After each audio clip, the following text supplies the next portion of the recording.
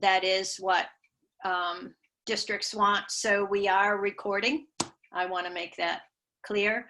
Well, good morning, everyone. It is, I say, 11:01, and I must be the last session before you get to go have lunch. So I want to make sure I have you out. I'll stop at about 10 to 12 and see if there are any questions, answers, comments. Typically, I would have this be interactive. I am very comfortable with you unmuting yourself and asking questions, slowing me down, asking me to repeat. There are right now 85 people here, so clearly we won't all be talking at the same time. Just a little bit about me. My name is Rosie Mcquillin. I'm an assistive technology specialist. Most currently, I worked in the Wellesley Public Schools. I'm a consultant with EdTech Teacher. I work with Lesley University in their training of new teacher programs and working with teacher candidates that hope to strive to do what we all do day in and day out. So today we're going to be talking about building an inclusive classroom with Google Tools. We'll look a little bit at Drive, we'll look at slides, we'll look at some extensions. Anna was unable to give me an idea of grade levels here, but my understanding is we have K to 12. So clearly there's a large range. So I'll try to hit some things at different levels, and hopefully you come away with a few more tips and tricks that you can put in your toolbox as you begin to get ready for the new school year, however that may look. Are you guys going remote? Are you hybrid? What is your understanding? Anybody share?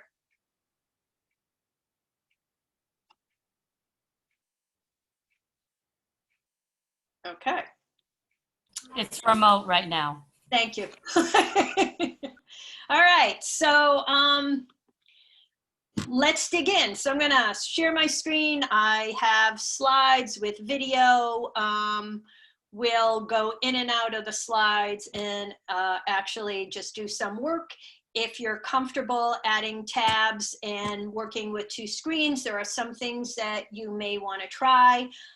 So feel free to do whatever makes sense for you and your learning style. The slide deck that I'll be sharing, which I'll do right now.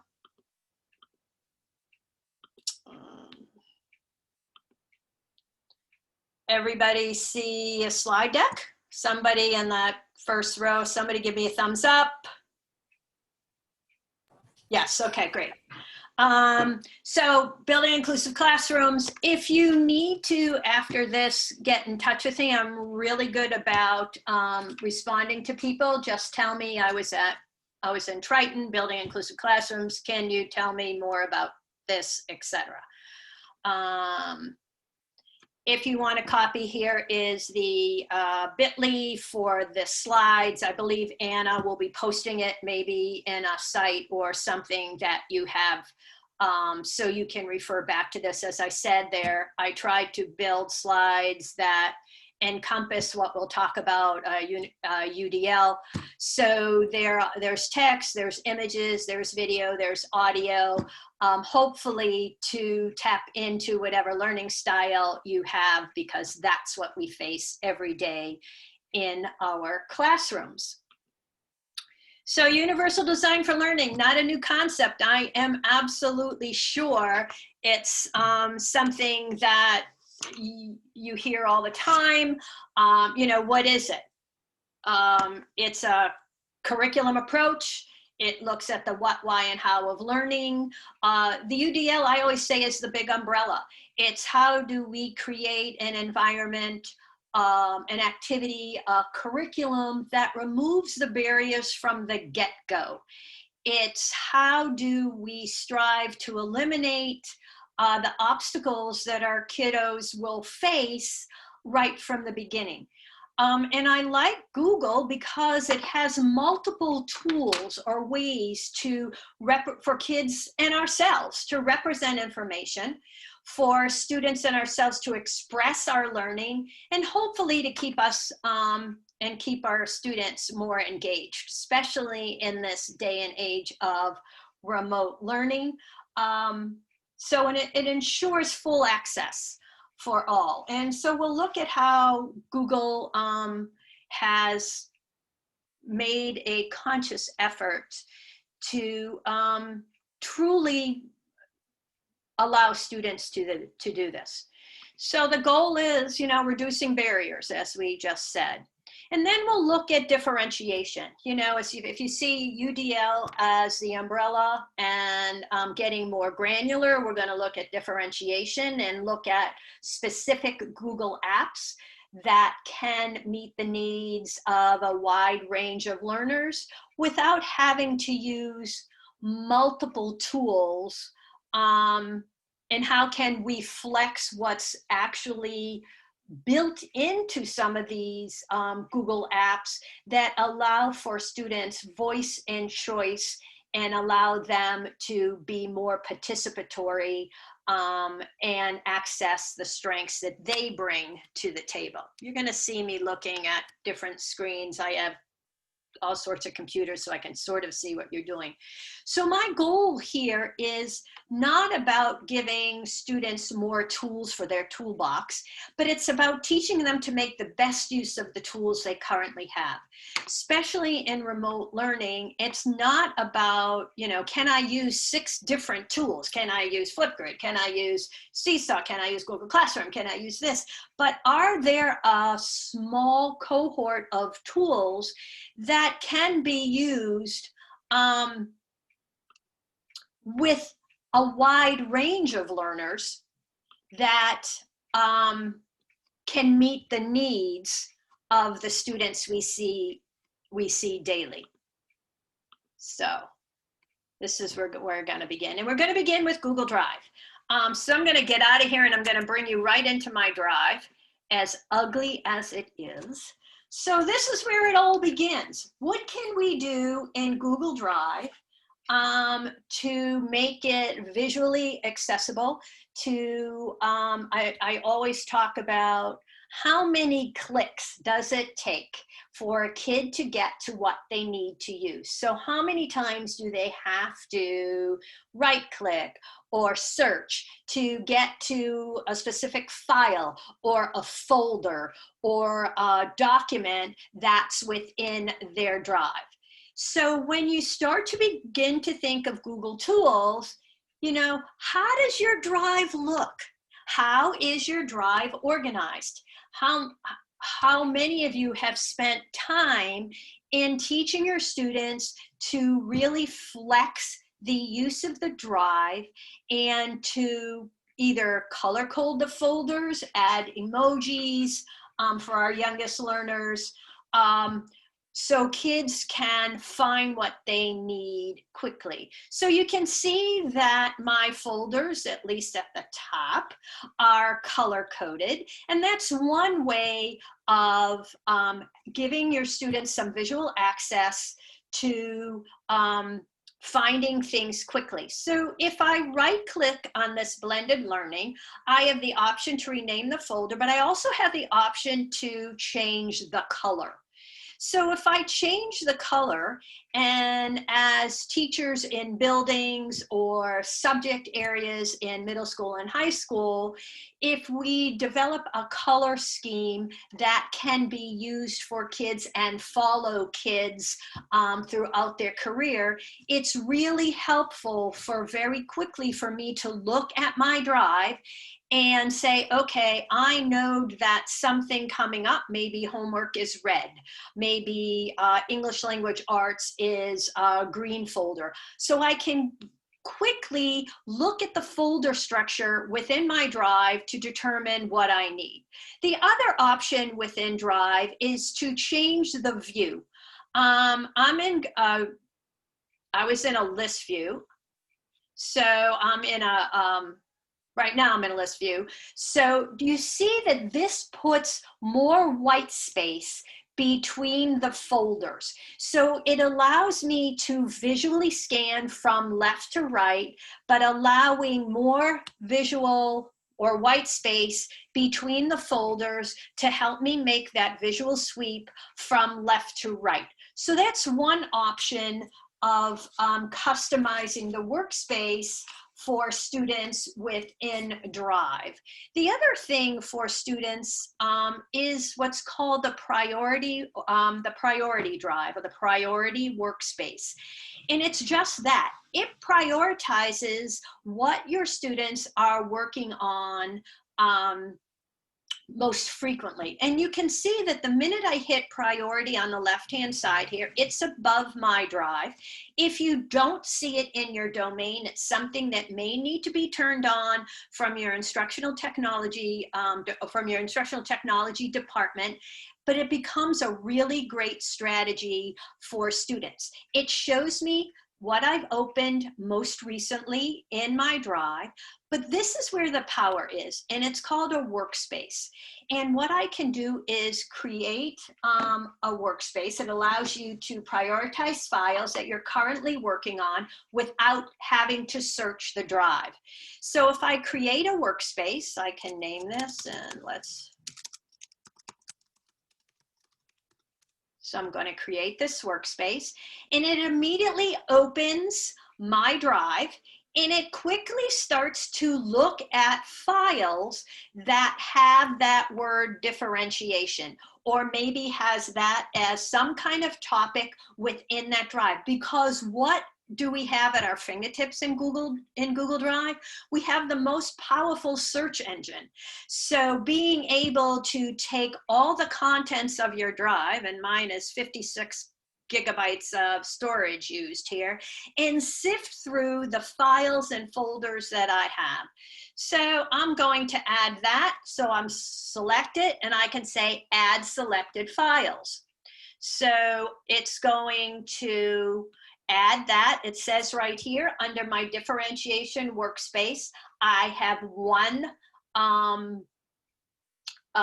Google slide deck here, and it allows me to add 25 different files. Now I can go here to the left and add any files. So this opens my Drive, and I can add anything. I can go to recent, I can go to my Drive, and it's going to search. I can go to shared drives, and it's going to search, and I can add anything I want to. I'm going to add this learning journal, and I can insert that here. And when I'm done, I say done. So people may want to know, so what this does is actually create a shortcut to where the file or folder actually resides in your Drive. It doesn't take it out of it. It doesn't make a copy, because anytime I go into that Ryan's Home Learning Journal or that Hamilton Wenham slide deck and I update it, it's going to update it no matter where I am in my workspace. So now anytime maybe this is a curriculum content and we're studying the Civil War, or it's English language arts and we're using the book The Giver, and I have all this research done, I can put everything I need in this workspace without moving it out of any other file or folder, and I have everything at my fingertips. Any questions? This is a great opportunity to group things related to content area. It's another way to organize a file without digging deep. So why would I use it? So it's an organization quickly. It prioritizes suggested files. It decreases the search for kids within Drive, and it groups things at the top level. So you can see I don't have to go to Drive and search for all those things. If I go to priority, it's already at the top level. It's here. When I'm done, I can just delete or remove that workspace.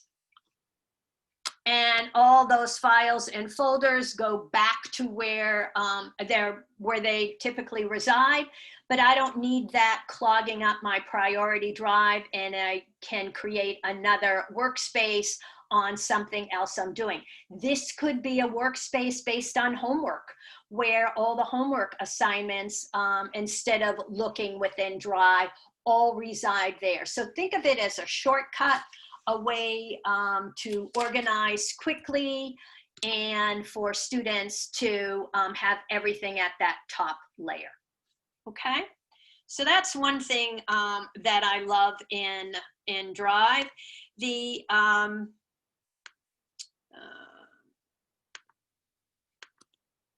ease of access comes to mind when I think of workspaces as well. All right, so we're going to make a little shift now, and we're going to go into Google Docs. And in Google Docs, I just opened up a new Google Doc. I can name this anything. Let's just say September. Okay, so some of the tools that people typically use in Google Docs is the voice typing. So if you have not used voice typing in Google Docs, it allows you to talk and type. So if I click this, it will transcribe what I am saying into text. For students that we have, the minute you put a pencil or a keyboard in their hand, they tend to use less sophisticated grammar and sentence structure, and this allows them to get their ideas and thoughts down quickly. So you can see that the accuracy is quite good. I should have used punctuation, because if I had used punctuation, it would put punctuation in there for me to use.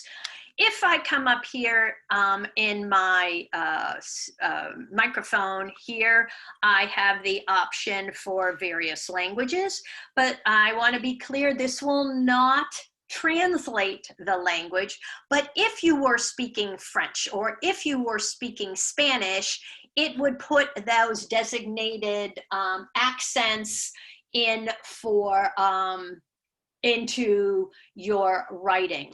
So it allows students to get their ideas down quickly.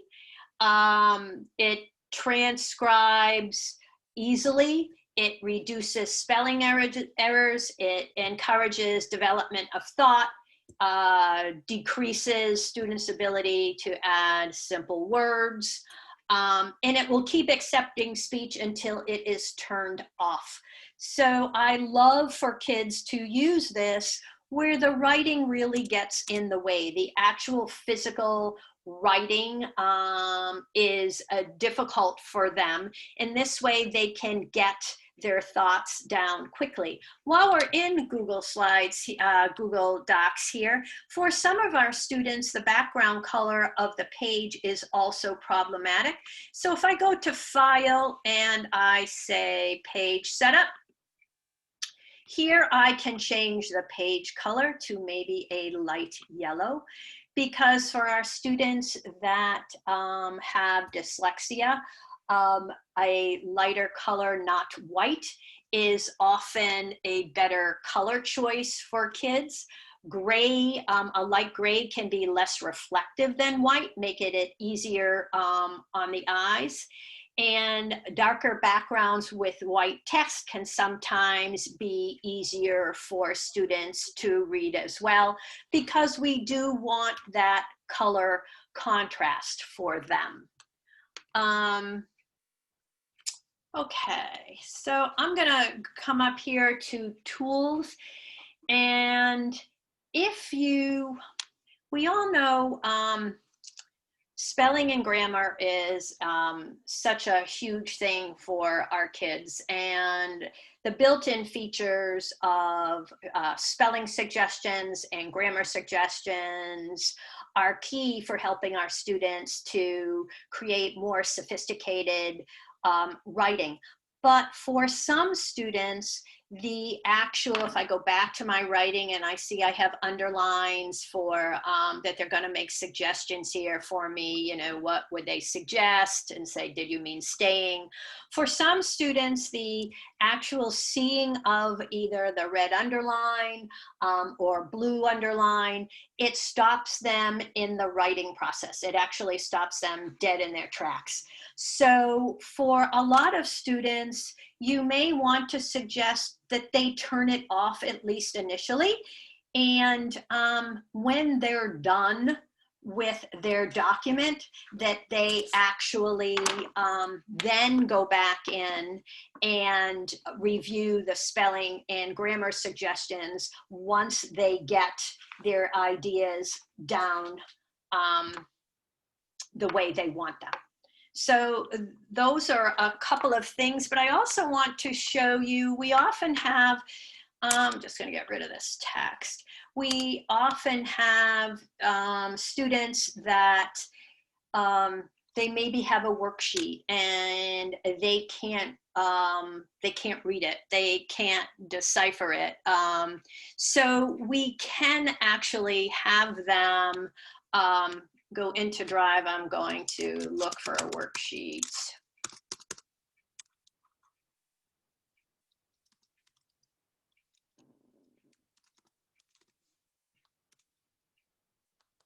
I should have a worksheet here. Okay, so here's a worksheet. Oh, right here. So if I right click on this and say open with, I can open, that's an image that I took with my camera. Hopefully it will open. Perfect. So it will open. I could turn this around. It's just an image, so I could flip it like I could. So I can flip it so it's going the right way. So you have the actual image of the worksheet. And now I have the text. So why do I need that? Well, you may have a student that could definitely do this math problem if they could actually read it on this. And you can see the quality of this picture is not wonderful. It's okay, but the text is really great. This is now editable text because it's in a Google Doc, but now I can use some features. I can use a Google extension like Read and Write for Google Chrome, and I can then now have 1. Brian was hungry and decided to eat some mixed nuts. He created the table to the right to show the mixture of nuts. So that's actually a worksheet. I did not create this worksheet, but think of the power. Whoa. Okay, let me get rid of that. Think of the power that's available to students that can take something that was handed out in class that typically they would probably need a teaching assistant or the teacher to then read, or they may be embarrassed that they cannot read that, but in fact they could have, once that text was read out loud to them, be able to actually work out that problem and come up with the correct answer. So to read this, I'm using an extension called Read and Write. It's free for teachers. There is a cost for the premium features for students, but if you're just using it to read text, once the 30-day trial goes away, the student always has the ability to have that text read out loud. So we've now opened the door for a student to be able to listen to text that they would have not been able to listen to prior to if they just had that worksheet. So that's one other thing I wanted to show you. Okay, so with distance learning, one of the beauties of creating a learning journal is now using this left-hand panel, which is the outline view.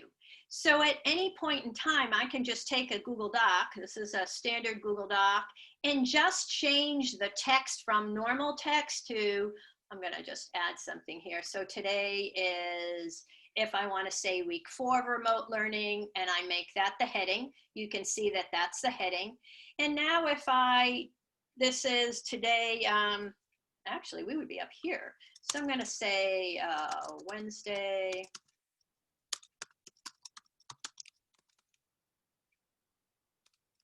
so you can see September is highlighted. That's a new feature too, which is like an autocorrect. If I want that September to come into my document, I hit the tab key. September comes in.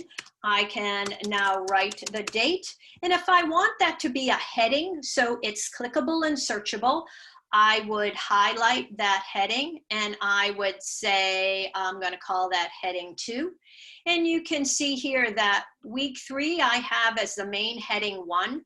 And these are subheadings for students and for teachers. If this document is then shared with them, they can quickly access the journal entry for that specific day or time. So that is another quick and easy way for students and teachers to set up journals that are searchable and easily corrected. Okay, so this is one, I'm gonna get a new, okay, let me just get rid of this color for now. And I'm going to show you changing this one actually. I wanna,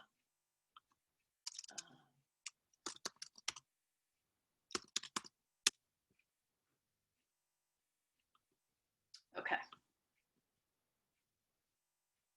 So we all know when we begin a new Google Doc, I wanna just change this because you can see that my default setting is Lexan Deca, and that's one of the new fonts for dyslexia. There's a whole lot of the Lexan options for students and teachers to pick. And you notice that my font size is 14. Clearly, neither one of those are the default. If you open up a Google Doc, and let me just do this and I'm going to show you. I'm just going to reset styles. Okay, so here we are. So when we open up a new Google Doc, we notice that the font is Arial. That's the default. The text size is 11, and unless you have much better eyes than I do, that's very small. And for many students, that's really small. And line spacing is 1.15. And as teachers, we typically say to our kids, okay, I want you to use Helvetica, and I want the font size to be 12, and I want the line spacing to be 1.5. But there's a way that you can set or reset the default, you can change the default settings to open up to the best for that particular student. Because we know that when we're in any kind of Google environment, that we're under our own profile. So I can see here that I'm under my Rosie Ed Tech teacher. It doesn't matter whether I log in on my MacBook or I log in on my PC or my Chromebook. I'm going to have the option of whatever I set up in one environment, and that profile also will then follow me no matter where I am. So I'm going to show you how to change the default styles for your students.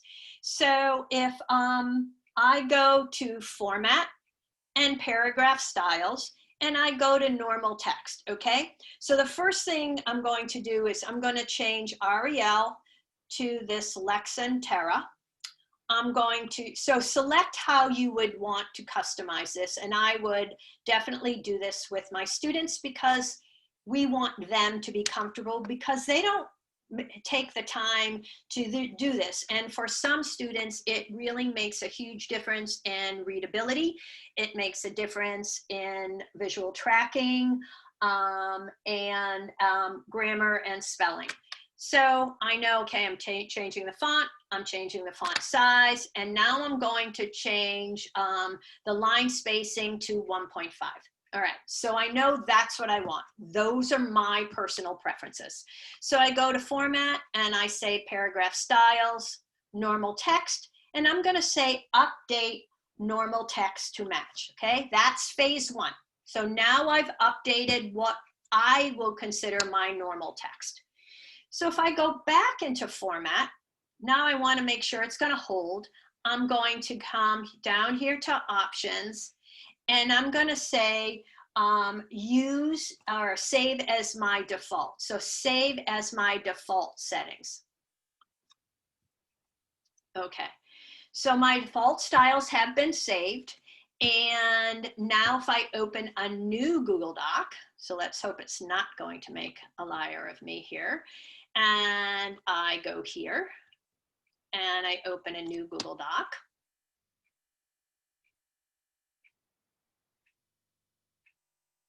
You can see that it immediately opens to my Lexan Deca. My font size is 14. And my line spacing as 1.5. So it doesn't matter how many times or how many different documents I open, it will automatically open in this default. So if you spend any time working with your students and you want them to have the same font style, size, line spacing, this is a great trick to teach them. And for kids that really need this as an access, it's huge. And because they won't do it. 9 times out of 10, the students won't do this on their own. And now this way they don't have to. Any questions? I'm going to say there are no anything in the chat I should, okay, let me see. I see some chat things here.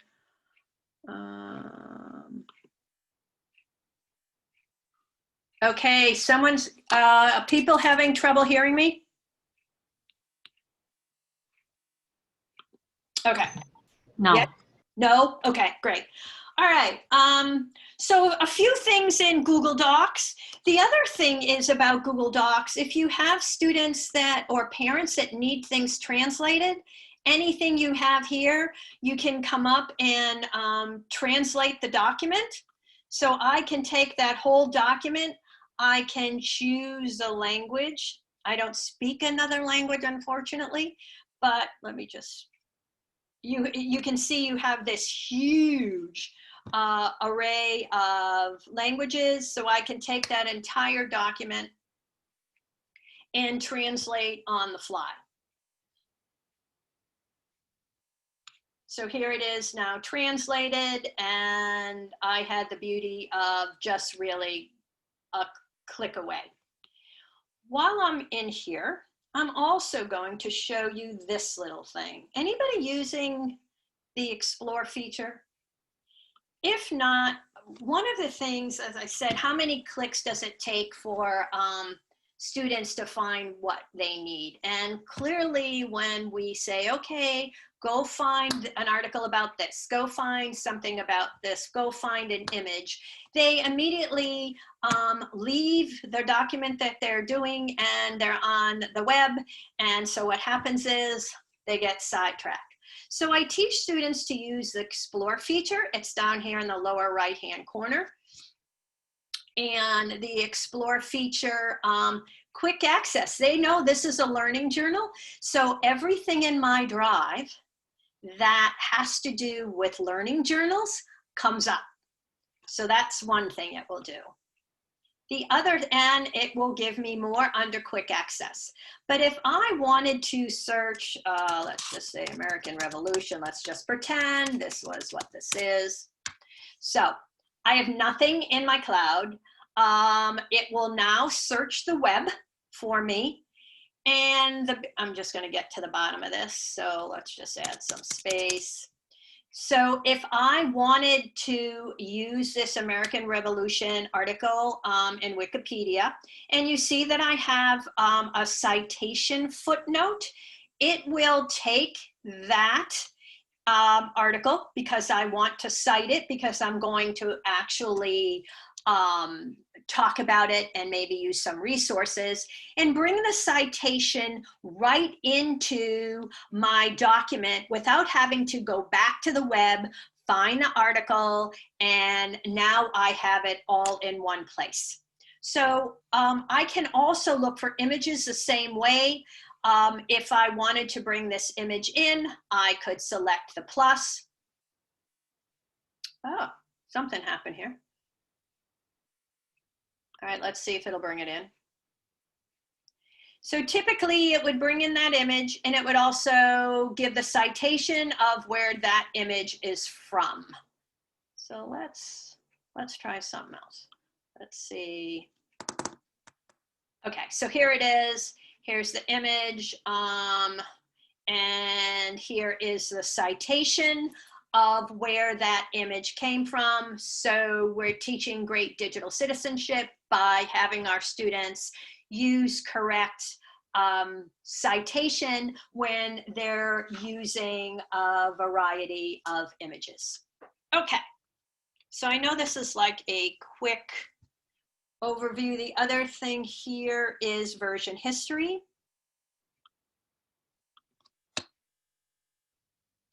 So you can see how many times I've gone in and reworked this. I can go back to any point in time and see what the changes were in this version. So here it is. It shows me everything.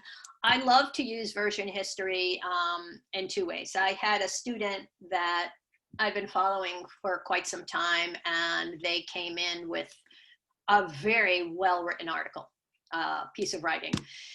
And I thought, wow, boy, this is really great.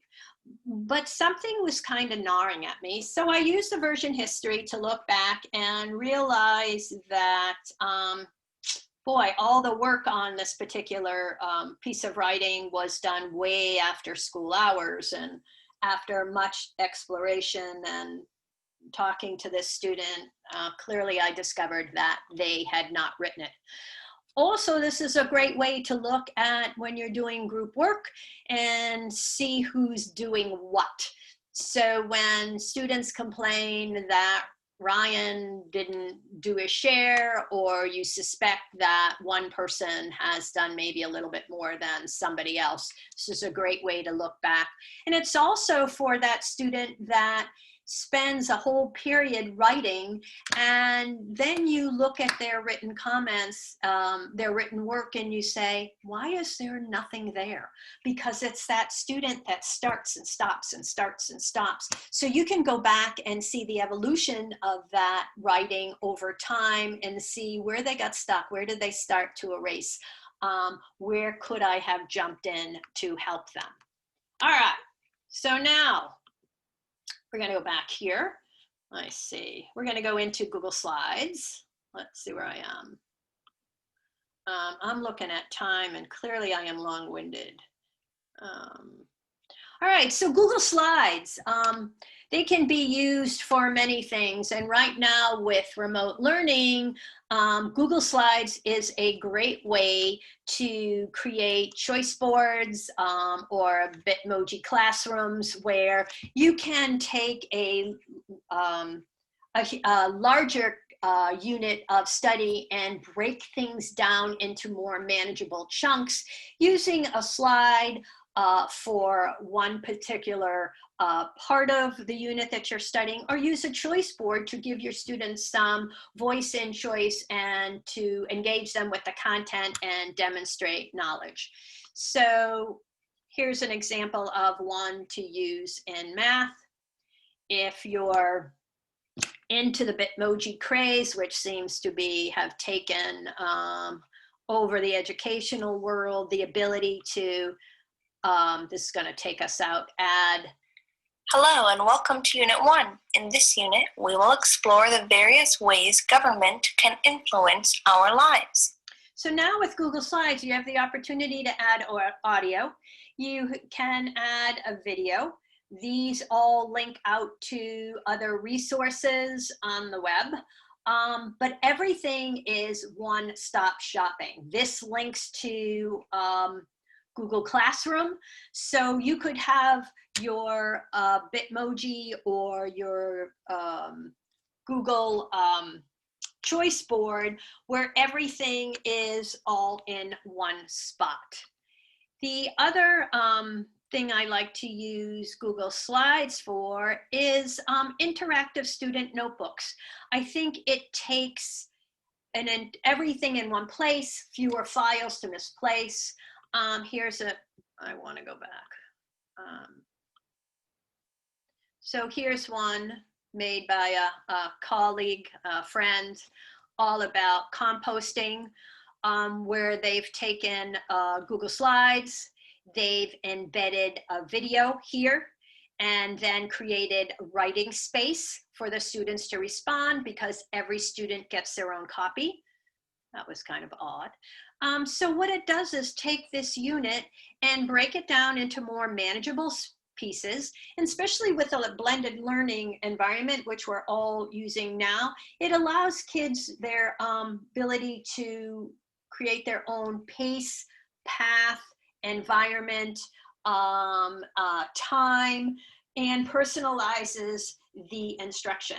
And especially when we're looking at students that have executive functioning issues, they have everything in one place. You could embed a calendar in here as well that tells them exactly what you want done and when. So in Google Slides, I'm going to be jumping around here just so that I could take this slide and I could actually, I don't want to do that. I could add a video now is available. Previously, if you wanted to insert a video, you would go to video, you would search by URL, you would search within your Google Drive, and it would bring up anything that I have that's video. So I could take this and I could select it and insert it right into this Google slide. So here it is. I would just need to remember to make sure the sharing settings are such a way that anybody could access that. And I could set the format option to begin the minute the student got to that slide. Or if I wanted to, under formatting, I could have the video start at a certain place and end at a certain place. So you no longer have to chunk your videos into small parts. You could actually just use the same video and set the formatting features to start and end at different times. So that's one thing. But now there is a great Google extension, and it's called Record to Slides. It's right up here. I'm going to show you where you would get it.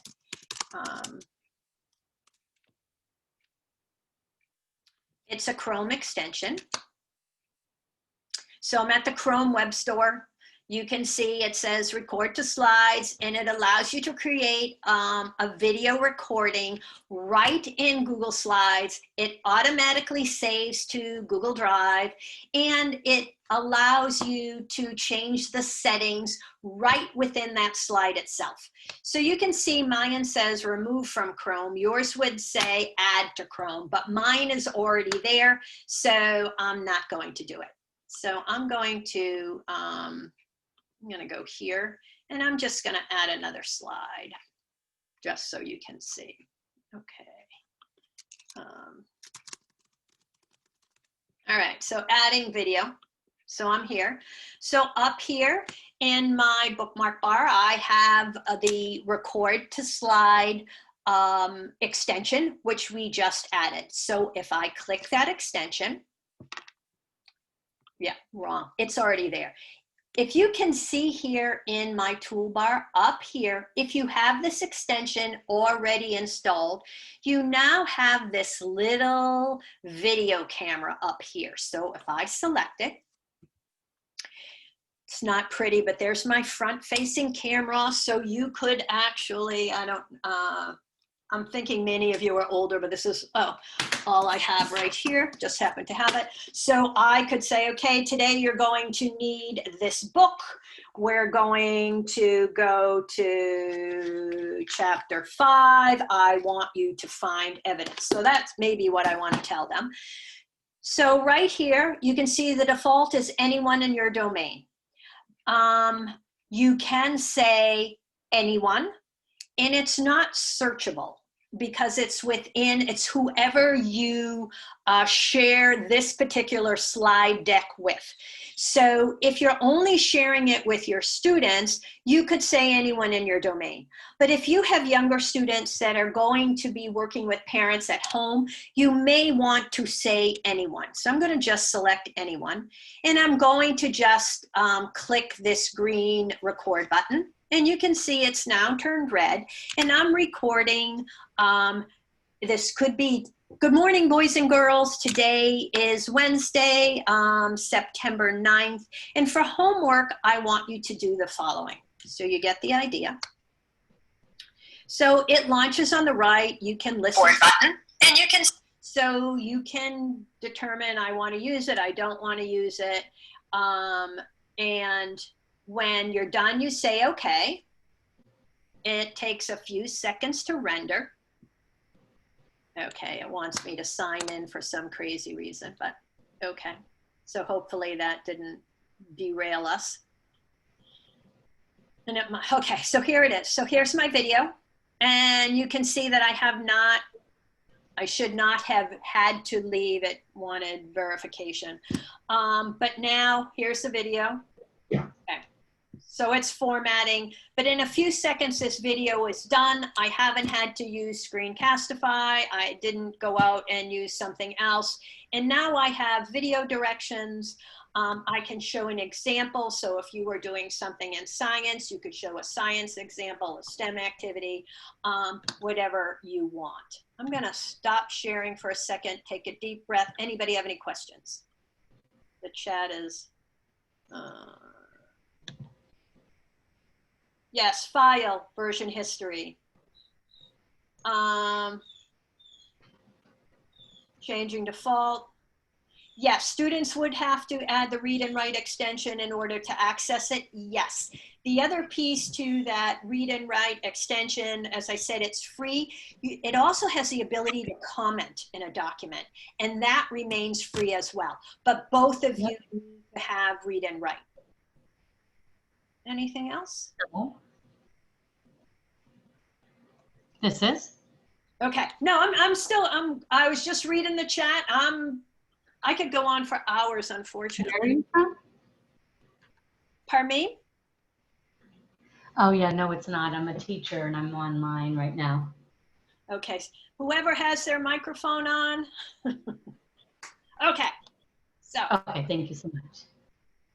Alrighty. So that's how to use the record to slides. And if you haven't tried that out, it really saves time.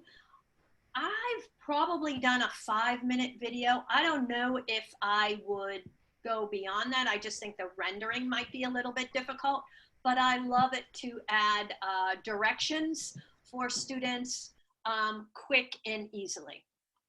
The other thing in Google Slides is the ability to add something as a background.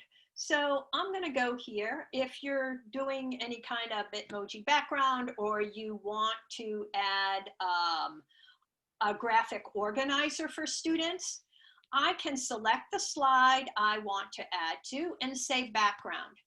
So this is where I could change the color of that background, but this time I'm going to say choose an image. So I could upload from Google Drive, I can search, and I'm going to search a Google image, and I'm going to say just do a graphic organizer template. All right, these look pretty. Let me do Venn diagram maybe.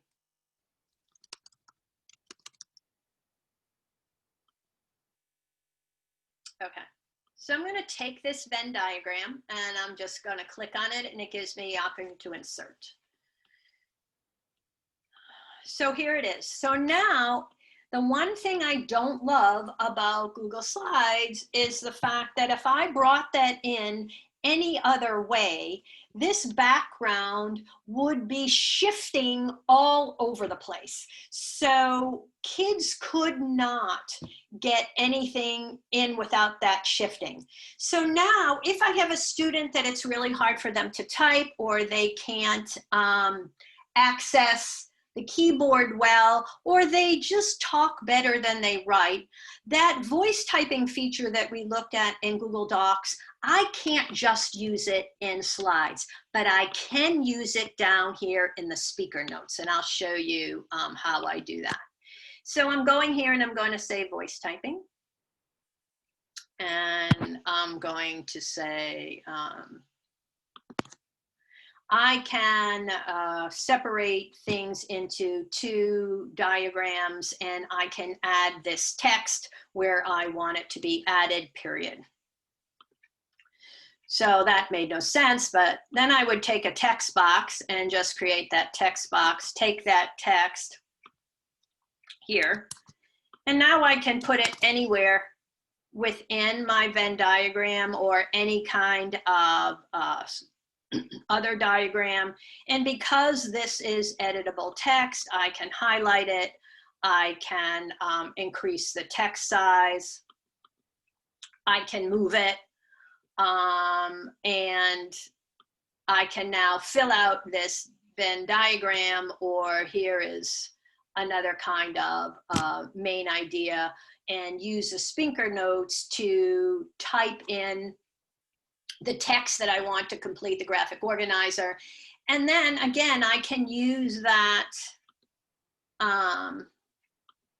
read and write. Let's launch it here. Oh.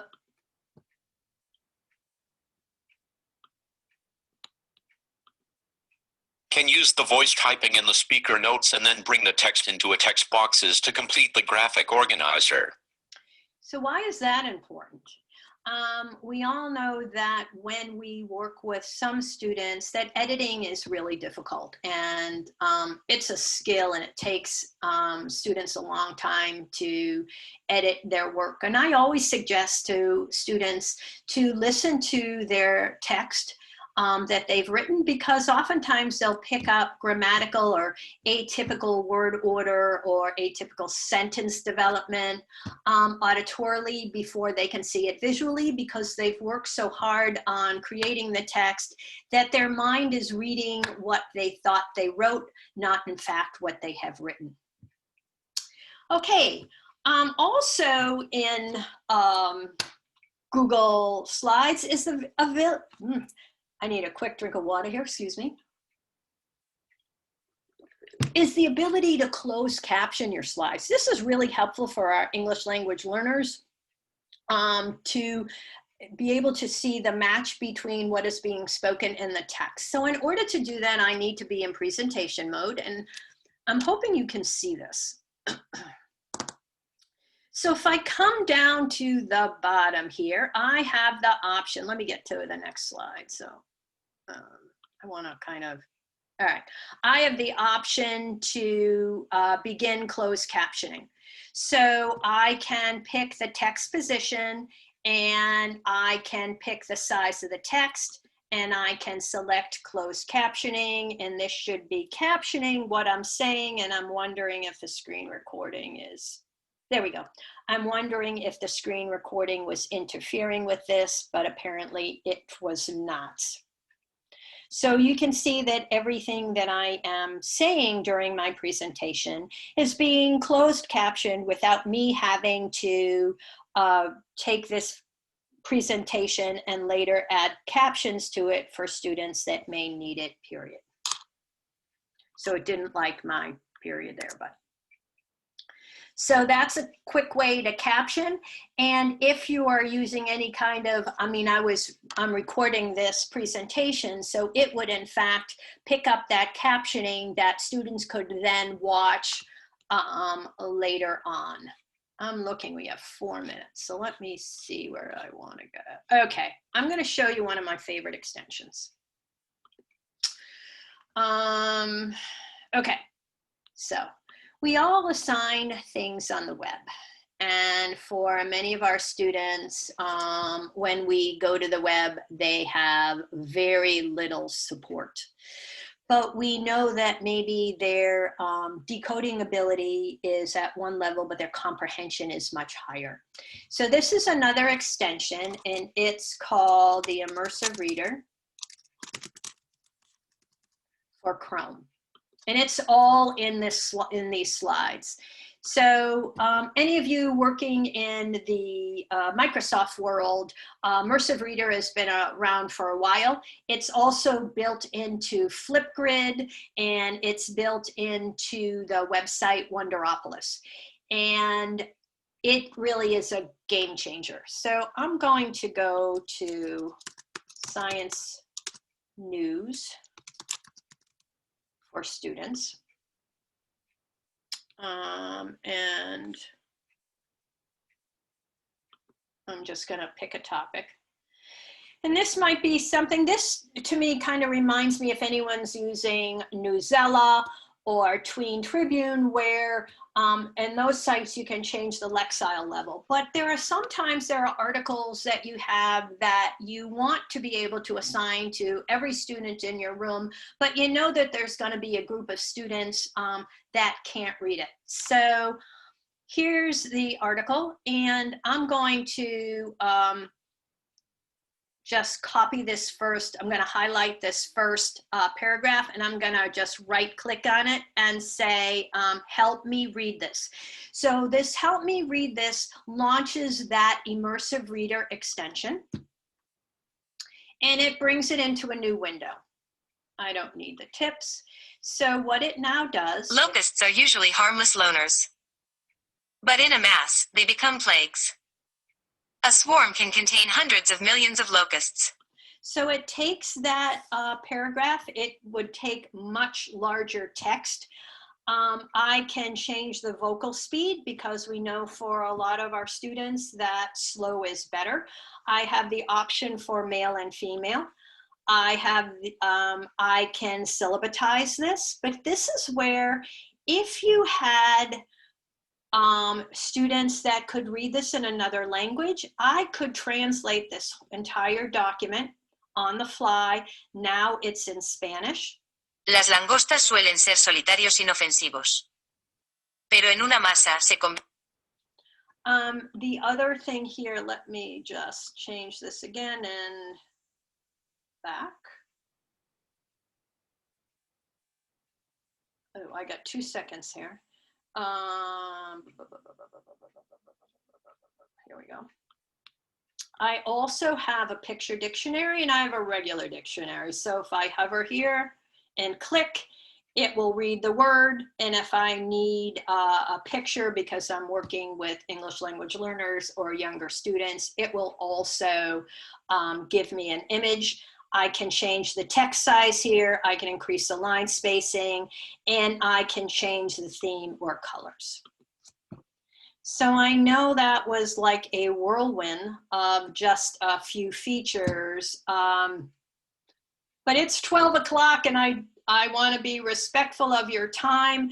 There are many more helpful hints in the slide deck. Anyway, Go ahead. she's going to put, so you're going to have Michael and Jacob Janelle on your distribution list. Hopefully she gets it. Someone wanted Google Forms, quizzes. I already have them. Yeah. That, I So mean, that would be all. said I don't know who's that got you their can microphone focus on, but. She said you guys have an extra hour. Anne I Remley, thought about it and I said, your how come I have microphone's this on. communication? This is the first time I've ever seen her this way. She's So been Immersive very Reader, helpful. other extensions, and Yeah, the aides can do that. you know, we could do a Google form and do branching, which would also be differentiation. How much time we're gonna have, so she says we need to do it in that. Okay, so I just muted Ann. Any other questions that I can answer quickly? I know it's your time, it's lunch, and I don't want to hold you. So I hope you came away with a few tips and tricks you can use as you begin to access school in the fall. So I wish you the best. Yeah, the immersive reader extension is in my slides. And it shows you how to use it. It's huge. You're very welcome, everybody. I wish you all the best. Take care. Have a great lunch. Thank you. Bye-bye. Bye.